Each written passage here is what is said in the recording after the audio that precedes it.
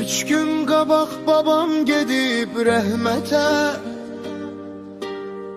xəbər çatıb neçə qohum külfətə. Səhər tezdən hamı dolub həyətə, babam məni salıb zibilə qardaş. Badnosların inçələr göydə vuruşur,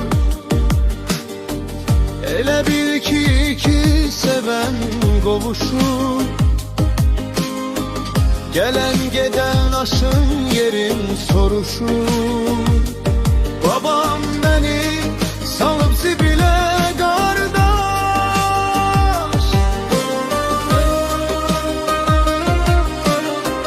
Bilirəm dalınca söyən olacak, gözünü süfreye döyen olacak. Yemek sıfır idi diyen olacak. Babam beni salıp zibile kardeş. Hardan torpağa